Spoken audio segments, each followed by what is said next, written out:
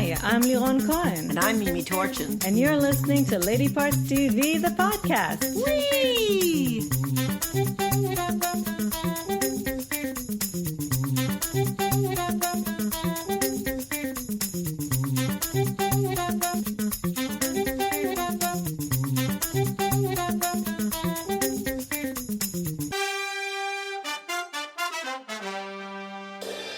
Hello, hello, hello. Oh, hello, hi. Caught you by surprise? Yes, Fancy you seeing did. you here. I am sitting here in front of a microphone with some notes in my hand.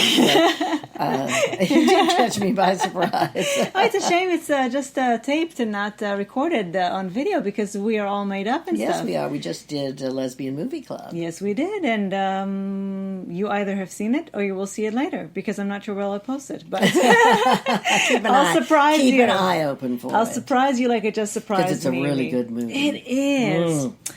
Okay. Hi, everybody. We have really good stats. You know who you sounded like sort of just then? Who? I never can remember who it was that did it. I think maybe Molly Shannon was one of them. But anyway, those two women on Saturday Night Live from the NPR radio station that always talked very calmly. Hi, everybody. Just for a second. Our stats today are quite staggering. We tallied 7 primetime shows. Getting better. Getting better, but hey, You know what's coming? Everything. After next week, yes, we have all the Chicagos, SVU, Grey's Anatomy, Station 19, Mom. This is us already started. Yes, 2 hours. Tons Wonderful. of stuff. So out of the 7 that we tallied, 6 were written or co-written by women, which is 86%, and 5 were directed by a woman, which is 71%. I don't know. I think there's fraud here. There's voters fraud. Didn't we watch something that were all directed by women or something? I don't remember, but this is definitely rigged. Speaking of which, we're going to start this podcast with something. I'm going to tell you about this first because if you only get one thing out of this podcast, I want it to be this, and it's time sensitive. So extremely time sensitive. Yeah, so it's a new documentary, and it's called Totally Under Control. Not, by the way. It's available. Thank you, Neon, for putting it out for free to stream until Election Day. It's available both on neonrated.com and on YouTube if you just search for Totally Under Control. Directed by Alex Gibney, Ophelia, that's hard, Haruti Union, and Suzanne Hillinger. And it's all about Trump's mishandling of the coronavirus. And I know you're thinking... You think you know it all, yeah, but you're thinking, well, it's been 8 months. I've been there. I've done that. I've watched my, MSNBC or whatever it is you're watching. I know.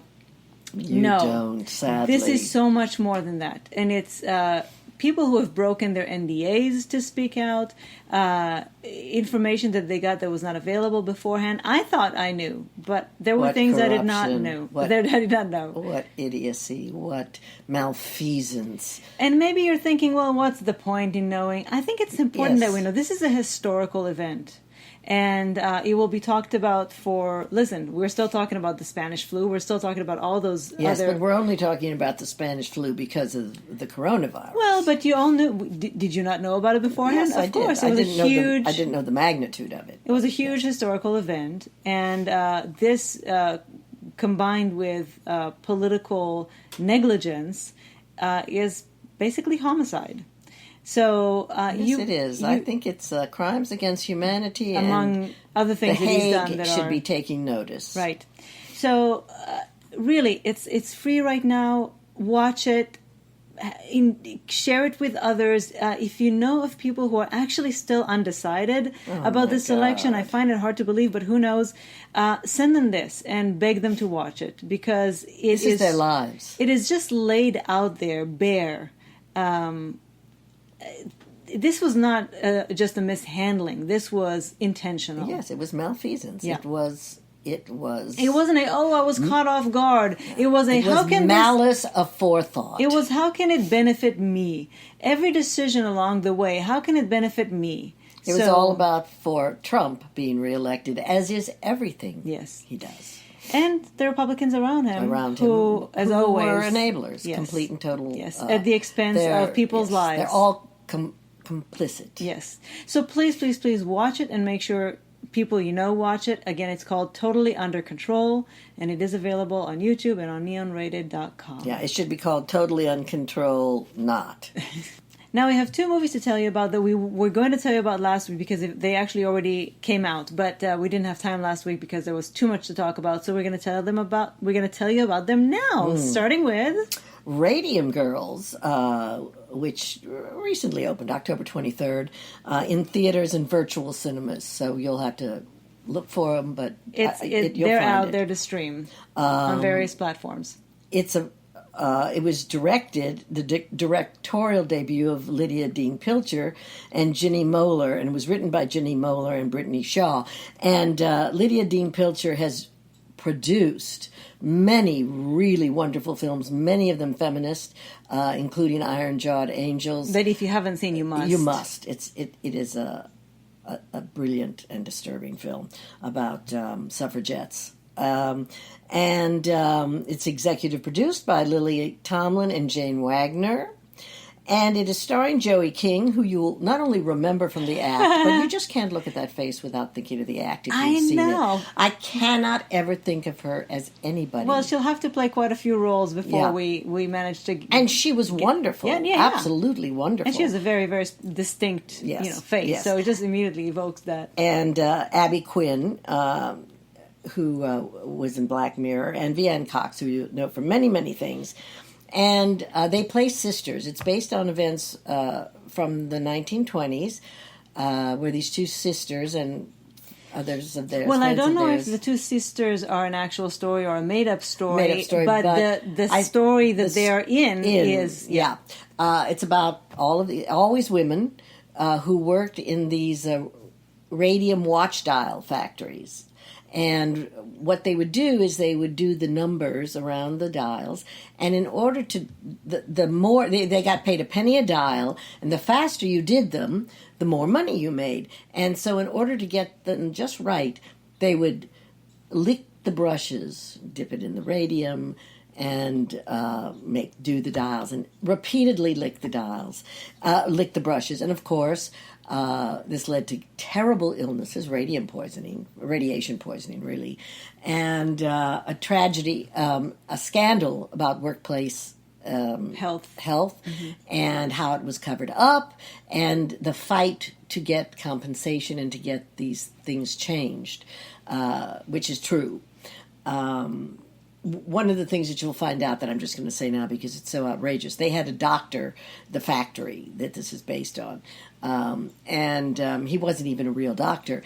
And what he would do when he'd find one of these girls who was afflicted with radium poisoning is he would diagnose them with syphilis. So they'd be too embarrassed to do anything about it until a virgin and someone who wouldn't let it go got the diagnosis and got sick. It's very powerful. It's very enraging, as so many things about what happened to people at the hands of big companies and especially now corporations, especially women. Who are practically considered dispensable. Or immigrants or the underprivileged.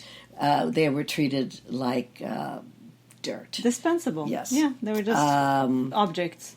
It was very, very good. Very, very good. Joey made King entirely was by women. Everybody was wonderful.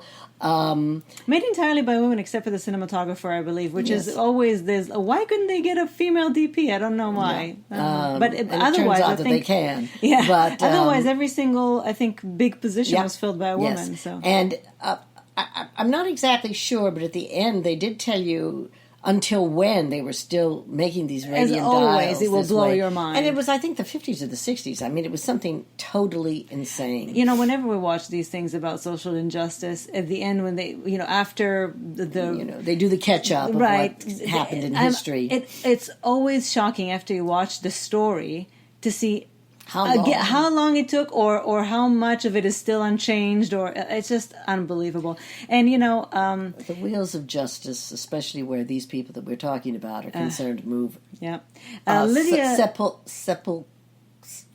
slowly. Lydia, what was that? There's a word that's like sepulchral, which is the like the grave, slowly. Lydia Dean Pitcher, whose directorial debut this was, recently also directed another movie that we told you about, A Call to Spy, the one starring Stana Katic. And from her track record, Lydia really gravitates towards movies about women who make history. Right. And I love that, and I can't wait to see what her next. film. Yeah, what she does next. So, Radium Girls, definitely watch it. Next, we have a very different kind of movie. Extremely different. Opened at the same time on October 23rd, also available in theaters and on demand, and it's called Friendsgiving, a term that I think many of us have come to know recently. Written and directed by Nicole Paoni.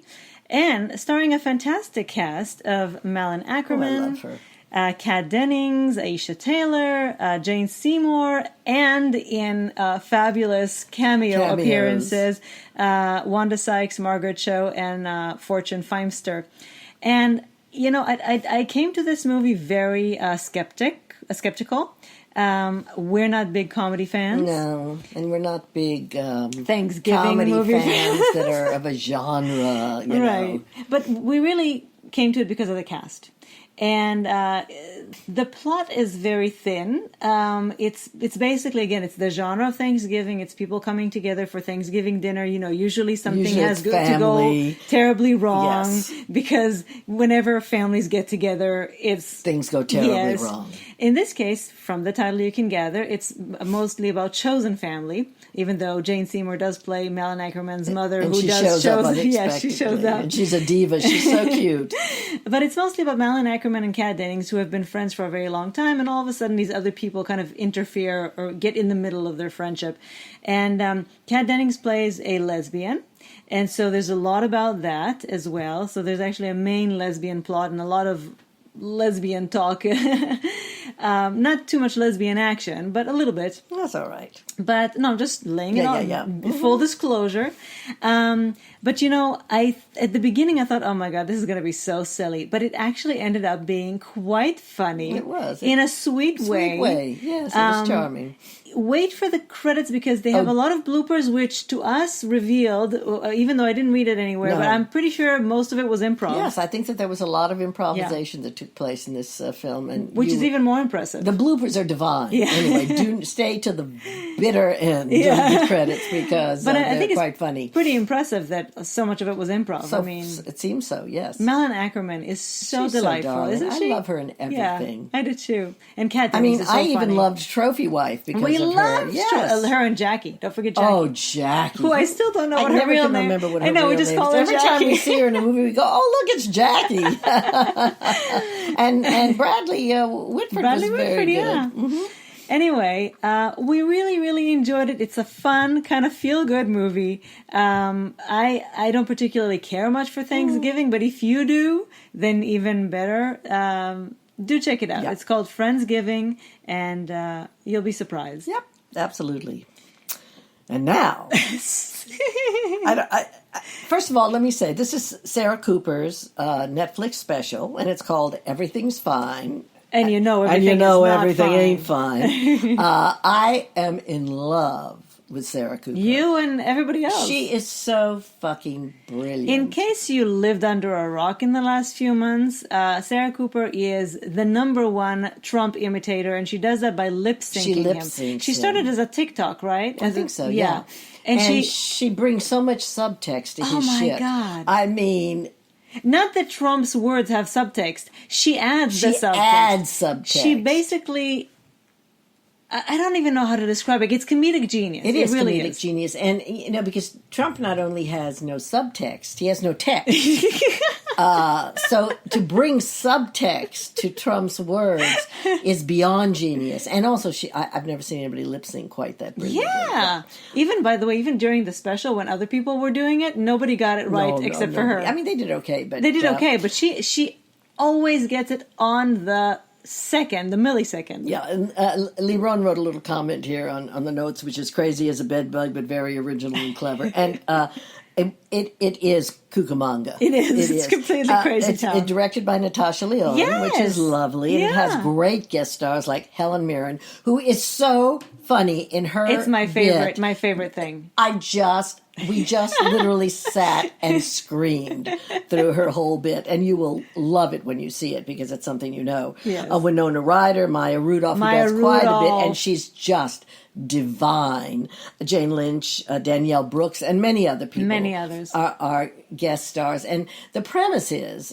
Is there a premise? Yeah, there is a premise. Oh, you mean with the morning show? Yeah. She's in a morning show called Everything's Fine, but it's basically the end of the world. I think what they're trying to show is they're trying to take everything that's going on and show you how truly crazy it is. That it's even crazier than it seems. Well, and how could it even be crazier than it seems? And it goes out on a limb. It's not even that it's crazier than it seems to me. What I got from it is that we have gotten, unfortunately, in the last 4 years, so the bar has been set so low that there are so many things that were supposed to be considered insane, but have just, that happened. And so she takes those things and it takes them to the extreme so that you will understand how crazy it is. Yeah, it's very surreal. Which is, by the way, pretty much what she does with Trump, because she takes his words and she shows you in her body lange just how insane it is. How insane it really is. Yeah, that's her genius. Yes, that's her genius, and I enjoyed it. It might not be for everybody's tastes. It's really, really It's weird. out there. It's out there, but stick with it. Yes, it gets absolutely. better. It more or less has a point. Oh, it does have a point. That's definitely. Yes, and Fred Amundsen is in it. He's very, very funny. I'm not a big fan of his because he's just kind of weird, but he's very funny in this Scooter, who is her cameraman and her sort of off-camera producer, person, her producer who she talks to. You know, this. I think actually that it's. It does have a point. I think Yes, beyond, of course it has a point. And beyond, I mean, I think the point is pretty clear. But beyond having a point, I think what it's kind of like when Mimi and I talk about the fact, why does she sit there and watch MSNBC all day when it's all things that are horrifying? But she says, and we talk about the fact that it's kind of validating because you're not alone in feeling these feelings. And so Sarah Cooper's special just kind of validates it's all of those feelings we have. Yeah. And that's what it's for. Very funny. It is just mad as shit. Yeah. It really, really is. So it's called Everything's Fine. It's on Netflix now. Sarah Cooper, you gotta love her. You gotta love her. Okay, a few maintenance things before we leave you. Last week we gave you a heads up about a new miniseries called The Undoing, which is on HBO. It premiered on HBO last Sunday, October 25th, and it's only 6 episodes. Created by David E. Kelly and directed by the divine Suzanne Bier, and starring Nicole Kidman and Hugh Grant and all those other people, but Nicole Kidman. And another very important woman called Matilda De Angelis. Who you probably won't know because she's an Italian actress who, from her credits, has mostly done Italian movies. But you'll want to know her after this. Oh, you will want to know her. She is really, really, she's wonderful. Yes. And she's so intense. Oh my God, so intense. Oh, so intense. Intense, yes. Yeah. She's not my type, but we just had to come back and tell you, even just after watching the first episode, it was so good. It was so good. So intense. It was so good that Barbara Streisand actually had to go on Instagram and recommend it. That's how good it was. And she doesn't recommend much. She doesn't do much of that. No. This was so good. It was so intense. It packed so much into one episode. And oh my God, I can't believe we only watched one episode. Yeah. That's how much happened in it. There is some lesbianism in it, albeit fleeting, but we'll see if it goes anywhere. It might go somewhere. I don't think it's going to go anywhere. Well, I don't know exactly yet what it was meant to be about. So once we find that out, it's very intriguing. Very, very intriguing. It's to me, as everything Nicole does for television especially, sublime. Everything she touches turns to gold. And so far, she has so much gravitas. I like this one the best. Well, we'll see where it goes. My type of thing. And it's shot in New York. And oh my God, I miss New York so much. I could just scream. But New York isn't New York. So you have a chance to look at New York the way it was. And the way it will be. And the way it will be again. Yes. And it's also shot through a rather golden haze. It's and it's really, not even just rich people. These are obscenely rich people. And the lives they lead. And oh my God. We highly recommend it. Yeah. I'm curious to see where it goes. I mean, I have no clue. I think for a while it's going to go backwards. I think there's going to be a lot of flashbacks. Yeah, I hope because it has to. Yeah, we have to know what happened. Yeah, so what led there. Yeah. Anyway, The Undoing on HBO Sundays only for the next few weeks, and I guess you can wait and binge. I know that's my parents are doing and actually it will be hard to wait a week between these episodes. But I can't wait. No, we're not gonna. I have to watch every week, even if I have to wait a week. I can't hold off 3 weeks so I can watch, You're more like 5 weeks. Yes, but I mean... We're not doing that. No. Although, what did we just watch in 24 or 30 hours we watched something that we'll tell you about next time. Okay, and finally, another maintenance thing. What we failed to mention when we gave our... sort of lukewarm review of the remake of Rebecca, slightly defrosted, is that it was.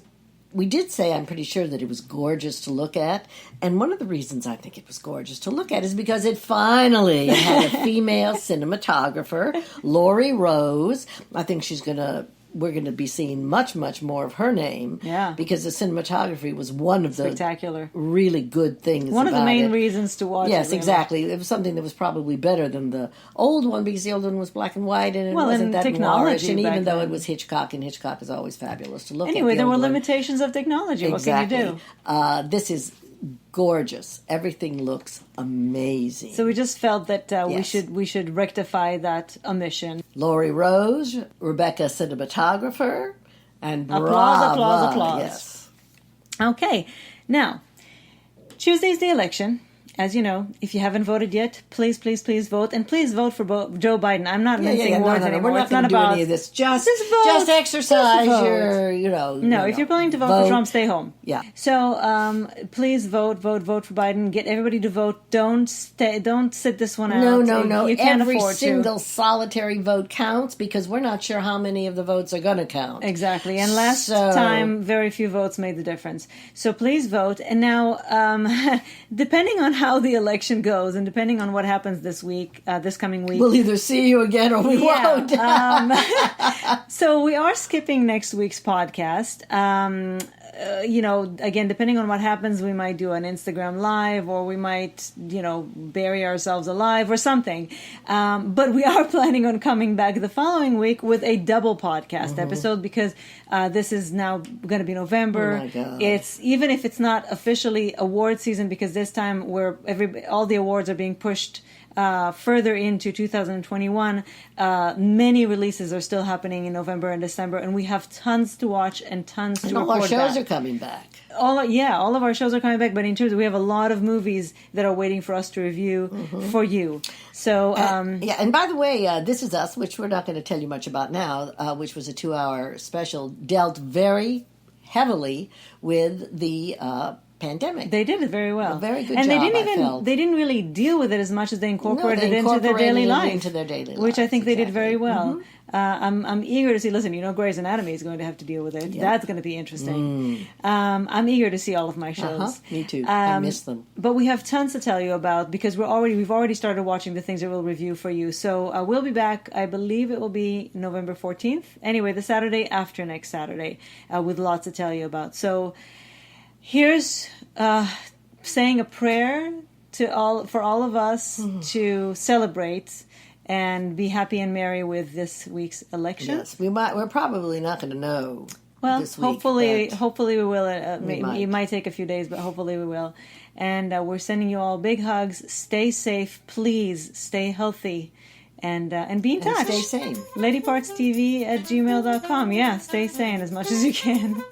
Thank you for joining us. Bye. Bye.